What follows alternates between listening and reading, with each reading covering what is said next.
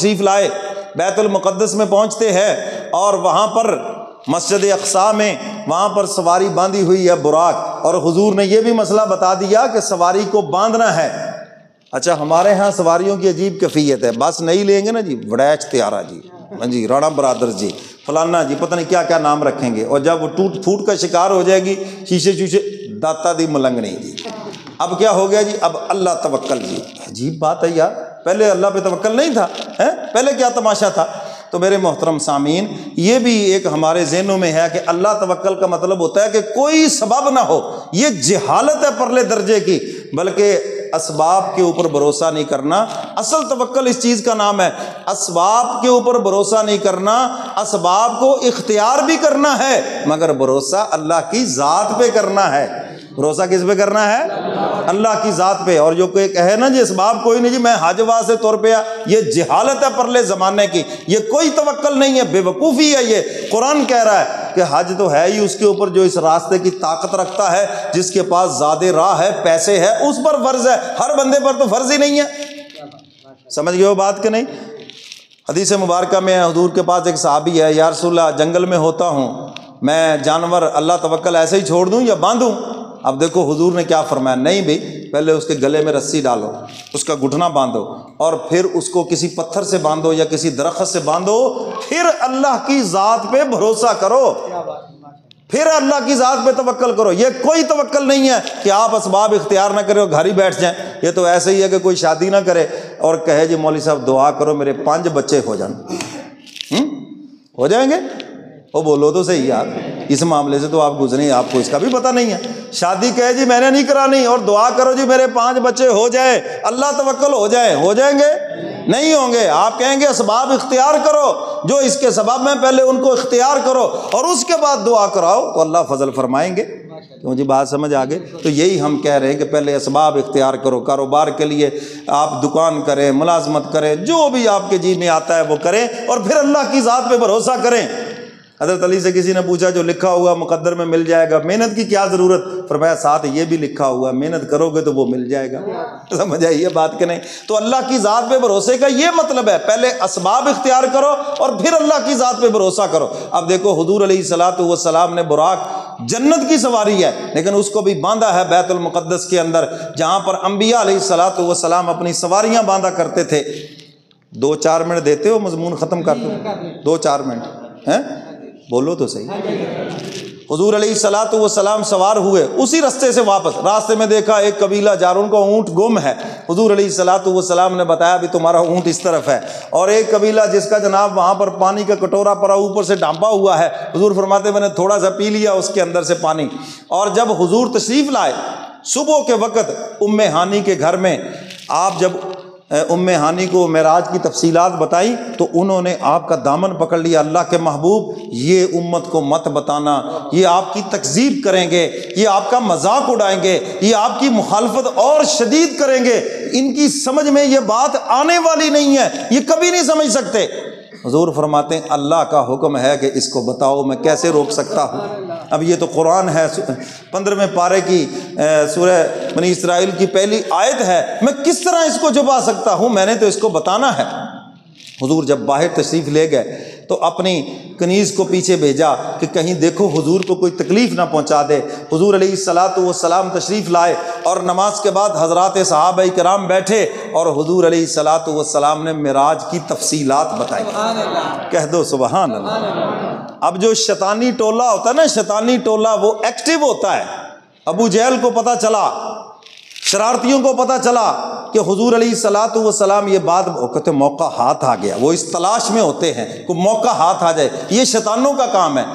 اینو ذرا میری داڑھ تھلے آلن دے، یہ شریفوں کا کام نہیں، شیطانوں کا کام ہے۔ موقع آنے دے پھر بتائیں گے، یہ شریفوں کا کام نہیں، یہ خبیثوں کا کام ہے، شیطانوں کا کام ہے۔ دل کے اندر کدورت رکھنا یہ ایک مومن کی شان نہیں ہے، یہ منافق کا کام ہے۔ سمجھ گئے ہو بات کہ نہیں؟ بس رات گئی بات گئی، قصہ ختم۔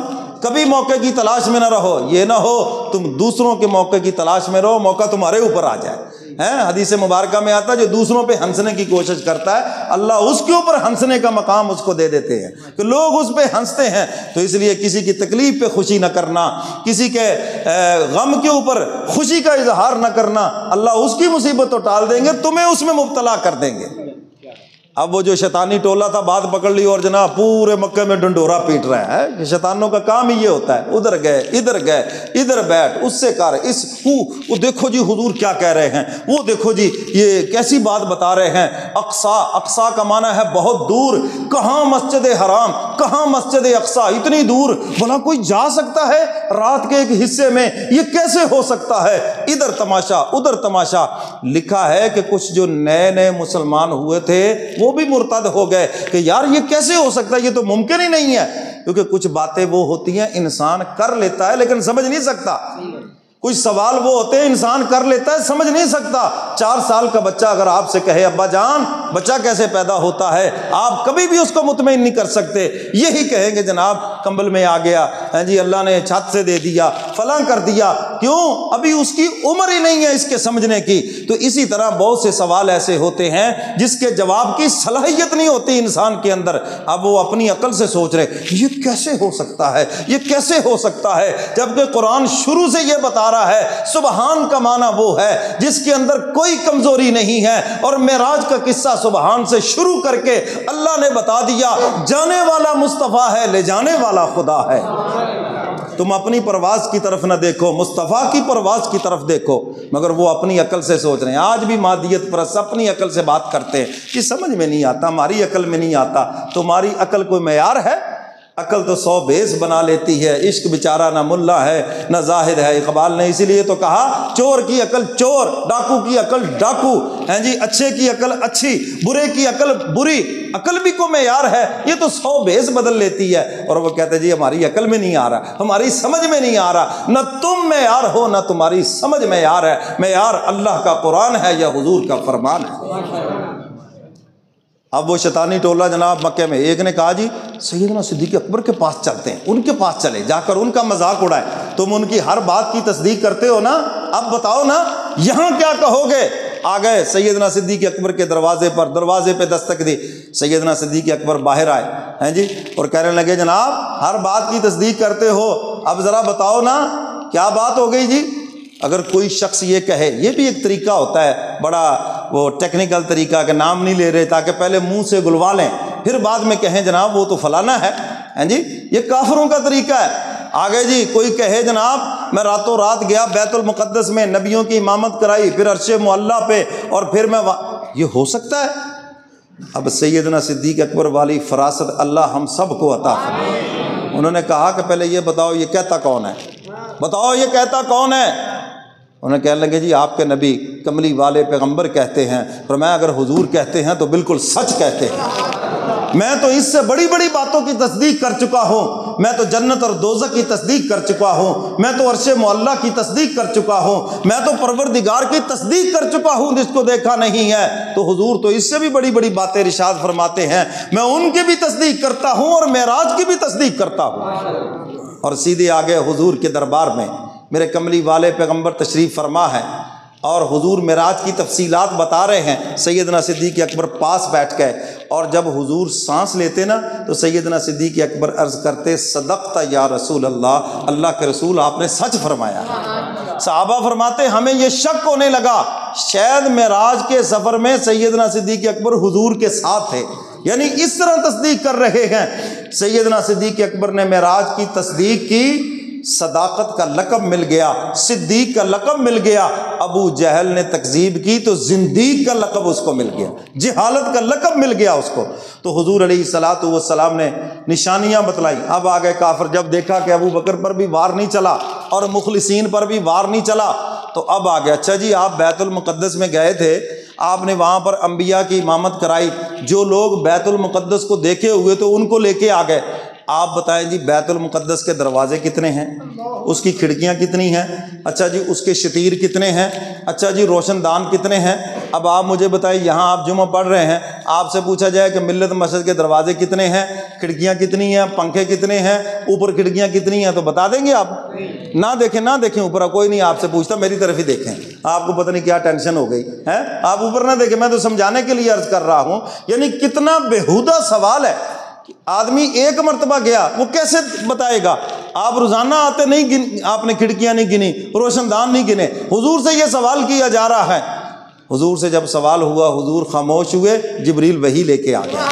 فرمایا محبوب یہ لیجئے، ہم نے بیچ میں سے پردے ہٹا دیے ہیں، اس کو کہتے ہیں کشف۔ یہ انبیاء علیہ الصلوۃ والسلام کو اللہ نے عطا فرمایا، اور انہی کی نسبت سے اللہ نے اپنے پیاروں کو بھی عطا فرمایا۔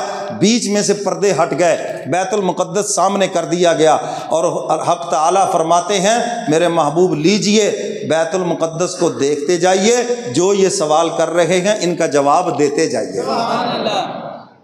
اب وہ باہر سے جواب تو سن کے آئے تھے، جب حضور نے پرفیکٹ جواب دیا، اتنے دروازے، اتنی کھڑکیاں، اتنے شتیر، اس طرف دروازہ، ایسے ایسے، فلاں پتھر فلاں جگہ، جو لوگ دیکھ کر آئے تھے اب میری طرف دیکھو، یوں کان میں انگلیاں لے لی، توبہ توبہ توبہ، ایڈا جادو، اتنا بڑا جادو، یعنی مانا پھر بھی نہیں، کیونکہ بات ان کی عقل میں آنے والی نہیں۔ حضور علیہ الصلوۃ والسلام نے اگلی بات بتائی، فرمایا مکہ میں وہ تجارتی قافلہ آنے والا ہے، شاید کل یا پرسوں پہنچے، ان سے پوچھ لینا تمہارا اونٹ گم ہوا ہے یا نہیں، اور غیب سے تمہیں آواز آئی تھی یا نہیں آئی تھی کہ تمہارا اونٹ اس طرف ہے۔ اب جب وہ قافلہ پہنچا اور ان سے پوچھا بھاگ کر مکے سے باہر جا کر، کہیں ان کو کوئی کہ تمہارا اونٹ فلاں رات گم ہوا تھا؟ انہوں نے کہا جی بالکل گم ہوا تھا۔ اچھا پھر کوئی غیب سے آواز آئی تھی؟ انہوں نے کہا جی بالکل آئی تھی، پتہ نہیں کس کی آواز تھی، ہمیں تو کوئی پہچان نہیں، لیکن کسی نے کہا تھا تمہارا اونٹ اس طرف ہے، اور ہم جب اس طرف گئے تو واقعی اونٹ اسی طرف تھا، ہیں جی۔ اور دوسرے قافلے سے پوچھا کہ تم نے ایسے پانی ڈھانک کر رکھا ہوا تھا، ان سے پوچھا، انہوں نے کہا ہاں بالکل ایسے رکھا ہوا تھا، صبح دیکھا تو کچھ کم بھی ہو گیا تھا۔ تو حضور فرماتے ہیں یہی تو میں نے آپ کو بتایا ہے۔ تو میرے محترم سامعین، معراج مصطفیٰ صلی اللہ علیہ وسلم حضور کا وہ معجزہ ہے جس کی کائنات کبھی بھی مثال نہیں پیش کر سکتی۔ معجزہ نبی کا ہوتا ہی وہ ہے جس کی کبھی کوئی مثال پیش نہ کر سکے۔ سارے نبیوں کے معجزات نبیوں کے ساتھ دنیا سے چلے گئے، لیکن میرے کملی والے پیغمبر کے معجزات آج بھی موجود ہیں، ان کا چیلنج آج بھی موجود ہے۔ تم زیادہ سے زیادہ چاند تک چلے گئے، تم زیادہ سے زیادہ اور اس سے اوپر چلے جاؤ گے، لیکن فرمایا آسمان تک نہیں جا سکتے، چھٹے آسمان ساتویں آسمان تک نہیں جا سکتے، عرش معلیٰ پہ نہیں جا سکتے۔ یہ اگر شان ہے تو میرے کملی والے پیغمبر کی شان ہے، اور یہ شان مصطفیٰ حق تعالیٰ نے واضح کر دی۔ فرمایا مکہ والو، تم نے اگر میرے کملی والے پیغمبر پہ دروازے بند کیے ہیں، میں نے اپنے محبوب کے لیے آسمانوں کے دروازے کھول دیے، اپنے محبوب کے لیے جنت کے دروازے کھول دیے۔ فرمایا تم نے میرے نبی کو امام نہیں مانا، تو میں نے اپنے محبوب کو نبیوں کا امام بنا دیا، اور نبیوں کی امامت کروا کے بتا دیا اب قیامت تک صرف میرے کملی والے پیغمبر کی نبوت و عظمت کا ڈنڈکا بجے گا۔ صرف حضور اللہ کے سچے اور آخری رسول کملی والے پیغمبر، انہی کی نبوت چلے گی، باقی سب کی نبوت